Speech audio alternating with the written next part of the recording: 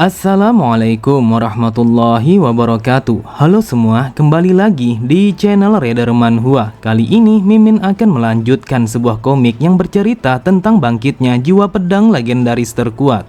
Dan apabila kalian masih bingung dengan alur ceritanya, kalian bisa cek deskripsi atau langsung saja menuju playlist yang ada di halaman channel ini untuk memulainya dari part 1. Tanpa basa-basi lebih jauh, mari kita masuk di part 70.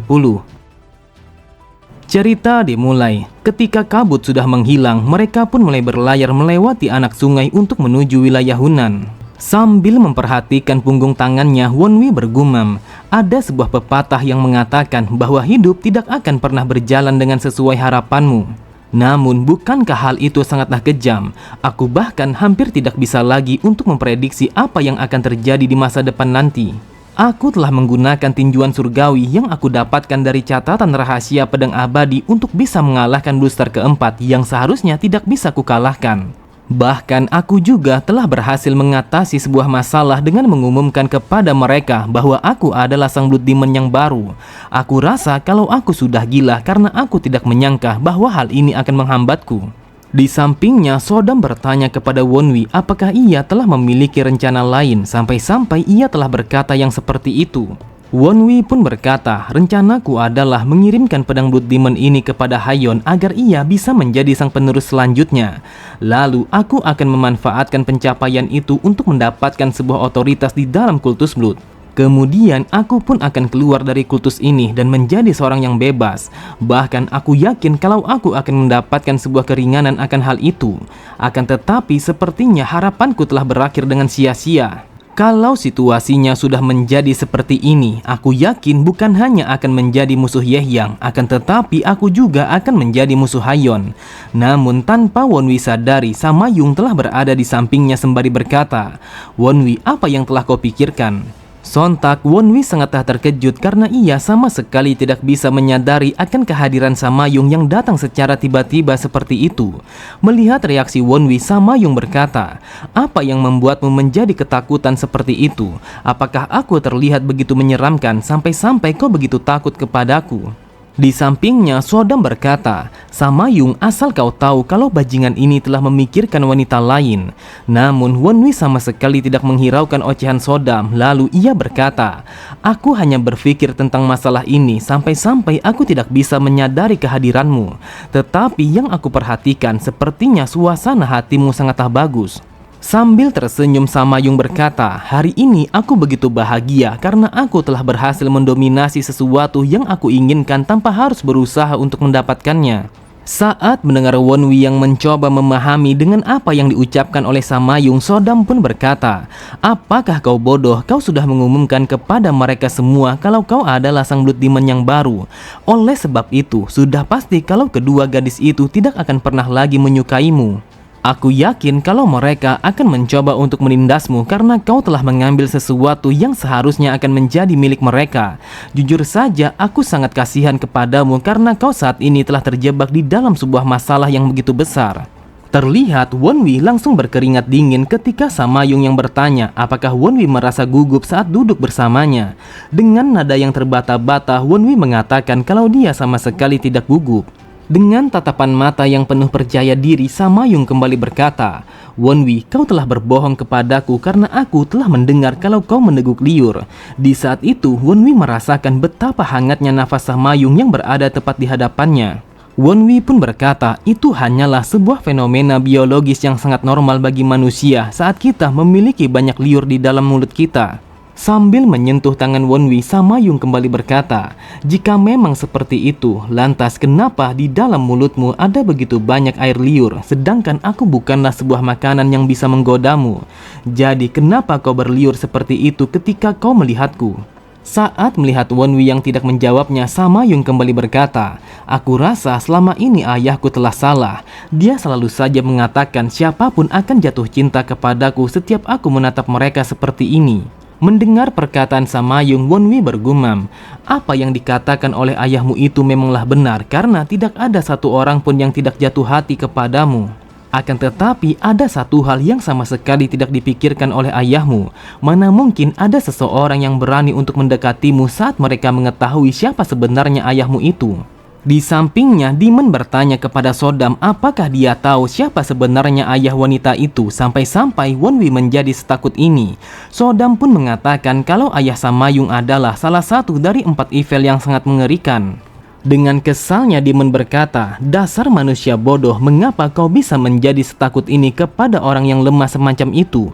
Jika kau memang suka kepadanya, maka kau harus memegangnya dan juga menciumnya dengan mesra." Namun Wonwi begitu heran ketika melihat Samayung yang menarik tengkuk lehernya. Ia pun bertanya apa yang akan dilakukan oleh Samayung. Akan tetapi tanpa diduga oleh siapapun, Samayung langsung menciumnya dengan begitu mesra, sampai-sampai Wonwi sama sekali tidak bisa memberikan respon apapun terhadap ciuman itu. Kemudian Samayung berkata, "Wonwi, apakah ciuman ini akan bisa membuatmu untuk jatuh cinta kepadaku?" Tepat di belakangnya sambil tertawa terbahak-bahak Demon berkata, "Dasar sialan, wanita itu jauh lebih baik daripada dirimu karena dia begitu berani untuk memulainya." Di sampingnya Iron berkata, "Wonwi, wanita yang tegas itu sama sekali tidaklah buruk. Aku yakin kalau master lamaku akan sangat bangga kepadamu karena kau telah berhasil melampauinya di dalam hal ini." Setelah mengatakan itu dengan wajah yang memerah, Samayung berkata, "Wonwi, apapun yang kau katakan, aku sama sekali tidak ingin mendengarnya." Melihat Samayung yang begitu malu sembari menutup wajahnya, Wonwi bergumam, "Sepertinya dia melakukan itu secara tidak sadar dan hal itu telah membuatku menjadi terkejut. Jujur saja, entah itu pada kehidupan lamaku ataupun yang sekarang, aku sama sekali belum pernah mengalami sebuah ciuman yang secara tiba-tiba seperti ini sebelumnya." Sambil tersenyum kepada Samayung, Wonwi berkata, "Samayung, apakah kau telah melakukan hal itu sambil malu-malu kepadaku?" Setelah mengatakan itu, Wonwi pun bergumam, "Sebenarnya hal ini sama sekali tidak akan menjadi masalah karena dia melakukannya dengan begitu imut." Melihat Wonwi yang tersenyum, Samayung berkata, "Wonwi, kau begitu curang karena kau telah tersenyum seperti itu. Namun bukan aku tidak menyukainya, jadi teruslah tersenyum seperti itu ketika kau bersamaku." Di sampingnya Sodam berkata, "Wonwi, jujur saja, bukankah kalau kau sangat suka kepadanya?" Mendengar itu, Wonwi pun mengatakan kalau dia sama sekali tidak bisa menyangkalnya. Namun tiba-tiba saja Wonwi melihat kalau Joabek telah mengintipnya. Lalu ia pun bergumam, "Apakah aku sudah gila sampai-sampai aku tidak bisa menyadari kalau Joabek telah berada dengan sedekat ini?" Sambil menangis, Joabek berkata, "Dasar bajingan bodoh, egois, kau telah menghancurkan harapanku untuk bisa mendapatkan Samayung." Lalu Joabek mengatakan kalau dia telah dipanggil oleh Sang Evil karena ia ingin berbicara secara empat mata kepada Wonwi di dalam ruangannya. Tanpa pikir panjang sedikit pun, Wonwi langsung memasuki ruangan Sang Evil. Akan tetapi Wonwi begitu heran saat melihat Sang Evil yang bersikap begitu sopan kepadanya. Bahkan di saat itu Wonwi pun telah melihat kalau Sang Evil telah menuangkan secangkir minuman ke dalam gelasnya. Lalu dengan nada yang begitu lembut, Sang Evil meminta kepada Wonwi untuk menikmati minumannya. Melihat tingkah Sang Evil yang begitu aneh, Wonwi pun bergumam, "Apa yang dilakukan oleh Pak Tua ini? Sampai-sampai ia telah berbicara kepadaku dengan begitu sopan dan ini telah membuatku menjadi canggung." Kemudian Sang Evil berkata, "Wahai Blood Demon, sejak pertama kali kita bertemu, saya yakin kalau saya sudah sangat kasar kepada Anda sehingga membuat Anda merasa tidak nyaman." Seketika itu juga Wonwi teringat sebuah kenangan terindah di masa lalu, bagaimana Sang Evil yang menggantungnya di atas tebing menghajarnya berkali-kali sampai wajahnya menjadi hancur. Lalu Wonwi berpikir, "Aku rasa kalau itu jauh lebih kasar daripada apapun." Di sampingnya Sodam berkata, "Wonwi, mari kita membuatnya untuk membayar semua perbuatannya kepadamu di masa lalu. Kita harus menggantungnya di atas tebing lalu menghajarnya sampai dia mati agar ia bisa merasakan bagaimana penderitaanmu selama ini." Wonwi pun berkata, "Apa yang harus dibayar? Aku bahkan tidak tahu apakah aku benar-benar memiliki sebuah hubungan dengan Blood Demon ataukah tidak. Jadi kita sama sekali tidak perlu untuk melakukannya." Lalu Wonwi berkata, "Wahai Master, tolong bersikaplah seperti yang biasanya karena Anda saat ini adalah masterku." Mendengar itu, Sang Evil berkata, "Bagaimana mungkin orang tua ini bisa melakukan hal itu sedangkan Anda saat ini adalah Sang Blood Demon? Jadi saya mohon kalau Anda tidak usah merasa tidak nyaman dengan sikap saya yang seperti ini." Wonwi kembali berkata, "Wahai Master, hal ini sangatlah tidak nyaman dan juga canggung. Jadi aku mohon setidaknya bersikaplah seperti biasanya ketika kita sedang berdua saja seperti ini." Wonwi berpikir, jujur saja dia telah membuatku merasa tidak nyaman dan aku harus memintanya untuk bersikap biasa saja karena dia adalah masterku. Tanpa pikir panjang sedikit pun, Sang Evil langsung merubah sikapnya seperti yang biasanya sembari mengatakan, "Dasar sialan, karena kau yang memintanya, maka mau tidak mau aku harus melakukannya." Kemudian sambil menikmati minumannya, Sang Evil kembali berkata, "Dengarkan aku baik-baik karena aku akan langsung ke intinya saja. Wonwi, apakah salah satu dari orang tuamu telah memiliki hubungan dengan sebuah sekte yang bernama Flying Moon Shadow yang berasal dari faksi tak tertandingi?" Mendengar pertanyaan Sang Evil, ia pun tidak langsung menjawabnya. Namun Wonwi berpikir, "Awalnya aku berpikir kalau kami akan membahas sebuah topik yang berputar pada Blood Demon. Namun hal ini adalah sesuatu yang sama sekali tidak pernah aku pikirkan sebelumnya. Akan tetapi, apakah Flying Moon Shadow ada hubungannya dengan kultus Blood?" Aku tahu tidak mungkin Sang Evil akan menanyakan hal itu tanpa adanya sebuah alasan. Namun aku sama sekali tidak tahu tentang faksi itu. Bahkan aku juga tidak pernah meminta informasi yang mendalam kepada Sekte Hao ataupun yang lainnya. Sang Evil berkata, "Dengan menilai reaksimu, maka aku akan menganggap kalau jawabanmu itu adalah iya." Namun Wonwi mengatakan kalau ia sama sekali tidak yakin akan hal itu. Kemudian Wonwi pun menyerahkan sebuah benda kepada Sang Evil. Ia kembali berkata, "Ketika aku kembali kepada klan Sohyihyang untuk menjalankan sebuah misi, aku pun telah menerima sebuah pelekat yang dimiliki oleh ibuku dari sang pemimpin. Di saat itulah aku pun menyadari kalau sang pemimpin bukanlah ayah kandungku." Melihat benda itu, Sang Evil langsung menyipitkan kedua matanya karena ia begitu mengetahui tentang pelekat itu. Sang Evil berkata, "Sudah sangat lama aku tidak pernah lagi melihat benda ini. Apakah kau tahu kalau ini adalah sebuah pelekat bangau terbang? Aku yakin kalau ibumu dengan sengaja telah merahasiakan banyak hal kepadamu." Saat mendengar Wonwi yang bertanya apakah Sang Evil telah mengetahui akan benda itu, Sang Evil berkata, "Tentu saja aku tahu, aku juga bahkan mengetahui dari mana asal-usulnya benda ini." Sontak Wonwi sangatlah terkejut karena ia tidak menyangka kalau Sang Evil selama ini telah mengetahui tentang asal-usul benda itu. Sang Evil kembali berkata, "Tidak ada sebuah tempat di Murim yang bisa membuat sebuah benda dengan bentuk yang serumit ini sehingga pelekatnya telah menyerupai sebuah bulan. Wonwi, apakah kau tahu kalau ini adalah pelekat asli yang diberikan langsung oleh keluarga kekaisaran?" Terlihat Wonwi kembali terkejut setelah mendengar penjelasan Sang Evil. Ia sama sekali tidak menyangka kalau pelekat itu berasal dari keluarga kekaisaran. Di saat itu Wonwi bertanya-tanya hubungan apa yang dimiliki oleh Flying Moon Shadow sampai-sampai mereka telah memiliki sebuah pelekat yang diberikan oleh keluarga kekaisaran. Sang Evil kembali berkata, "Wonwi, hal ini akan menjadi sebuah percakapan yang cukup panjang. Namun kau harus tahu kalau Flying Moon Shadow adalah sebuah sekte yang sangatlah sial." Sambil menulis di atas meja, Sang Evil melanjutkan kata-katanya, "Pastinya kita sudah tahu kalau Blood Demon adalah seseorang yang telah membangun kultus ini. Namun hanya sedikit orang yang mengetahui tentang hal ini karena silsilah Blood Demon yang sebenarnya telah terbagi menjadi dua.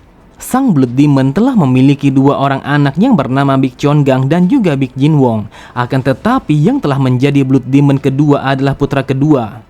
Mendengar itu, Wonwi berkata, "Wahai Master, bukankah anak pertama adalah Chongang? Lantas mengapa bukan dia yang telah menjadi sang Blood Demon?" Sang Evil berkata, "Apa yang kau katakan memanglah benar. Akan tetapi Chongang sama sekali tidak ingin memiliki sebuah posisi yang seperti itu. Dia telah menetapkan pilihannya untuk mendalami bidang akademis dan juga menjadi seorang pejabat di dalam kekaisaran, sehingga ia telah melepaskan haknya sebagai Blood Demon kedua kepada adiknya." Di saat itu, Sang Kaisar telah mengakui kecerdasan dan juga kepribadiannya yang sangat baik, sehingga Sang Kaisar langsung memberikan pelekat ini kepadanya yang bersamaan dengan gelar bangau terbang. Lalu garis keturunannya telah membuat sebuah kelompok baru yang diberi nama sebagai Flying Moon Shadow. Awalnya hal itu bukanlah menjadi sebuah masalah karena Chongang masih bergabung bersama kekaisaran. Akan tetapi pada suatu hari sebuah tragedi telah terjadi ketika Sang Kaisar selanjutnya telah berkuasa. Mendengar itu, Wonwi berkata, "Bukankah dia adalah seorang kaisar yang hanya menyatakan kalau dia akan berperang terhadap Murim saja? Sang Evil kembali berkata, penindasan terhadap murim yang dilakukan oleh kekaisaran baru telah berdampak kepada keluarga Flying Moon Shadow. Bahkan di saat itu sang kaisar telah berusaha untuk memusnahkan mereka sehingga tidak ada satupun dari mereka yang masih hidup. Akan tetapi bagaimana mungkin kalau kami akan diam saja saat mengetahui keluarga kami yang ditindas oleh kekaisaran? Jadi kami pun melakukan yang terbaik untuk membantu mereka melepaskan diri dari genggaman sang kaisar. Lalu Wonwi kembali bertanya apakah Flying Moon Shadow telah kembali dan bergabung kepada kultus. Sang Evil berkata, mereka tidak kembali kepada kita karena mereka sejak dari awal telah memilih untuk meninggalkan Yun Ortodok. Jadi untuk apa mereka kembali kepada kita? Jika masalah itu terungkap bahwa ikatan darah telah membuat mereka terlindungi dari kekaisaran, maka orang-orang akan memandang mereka dengan begitu rendah. Oleh sebab itu, mereka langsung bergabung bersama faksi tak tertandingi dan memilih untuk berada di jalan yang netral. Di sampingnya, Sodam bertanya kepada Wonwi mengapa mereka lebih memilih untuk melakukan hal yang seperti itu sedangkan mereka berasal dari kultus Blood. Wonwi pun berkata, hal itu disebabkan karena akan meningkatkan sebuah kompetisi. Bukankah sudah sangat jelas kalau Flying Moon Shadow akan mempunyai sebuah hak untuk meneruskan posisi sebagai Blood Demon yang selanjutnya? Kalau mereka memilih untuk kembali kepada kultus, maka mereka akan berada di dalam situasi yang sangat sama seperti aku. Jadi aku berpikir kalau mereka telah mencoba untuk menghindari situasi ini. Sang Evil kembali berkata, singkatnya adalah Flying Moon Shadow telah terlahir dari keluarga Bangau Terbang. Lalu Bangau Terbang telah terbentuk dari kultus Blood. Saat ini dengan adanya dirimu ini telah membuatnya tetap hidup. Mendengar itu, Wonwi bergumam, apakah itu artinya kalau salah satu dari kedua orang tuaku telah berasal dari sekte Flying Moon Shadow dan aku telah terlahir dari garis keturunan sang Blood Demon? Di sampingnya, Demon hanya tertawa sembari berkata, dasar tolol, bukankah aku sudah memberitahumu sejak dari awal? Sang Evil kembali berkata, sekarang aku akan bisa menghadapi sang pemimpin terdahulu tanpa adanya rasa malu sedikit pun di akhirat nanti. Jujur saja, saat ini aku sangatlah bahagia karena keturunan langsung yang mewarisi darahnya telah selamat dan kembali kepada sekte utama. Wonwi berkata, wahai master, mengapa Anda bisa yakin kalau aku adalah keturunan langsung? Namun bagaimana kalau ternyata yang merupakan bagian dari Flying Moon Shadow adalah ibuku? Karena yang aku tahu kalau garis keturunan akan terputus pada seorang anak perempuan. Menanggapi perkataan Wonwi, sang Evil berkata, apakah kau pikir kalau aku tidak berpikir sampai sejauh itu? Wonwi, dengarkan aku baik-baik. Jika memang yang berasal dari Flying Moon Shadow adalah ibumu, maka aku akan tinggal menikahkanmu dengan salah satu nona muda untuk membuat darahnya semakin kuat. Sontak Wonwi sangatlah terkejut saat mendengar sang Evil yang mengatakan hal itu. Wonwi bergumam, dasar sialan, apakah ini sebuah ide yang dimiliki oleh pak tua gila ini untuk memecahkan sebuah masalah yang aku hadapi saat ini? Oke semua, cukup sampai di sini dulu pembahasan alur cerita kita. Sampai jumpa di video selanjutnya. Wassalamualaikum warahmatullahi wabarakatuh.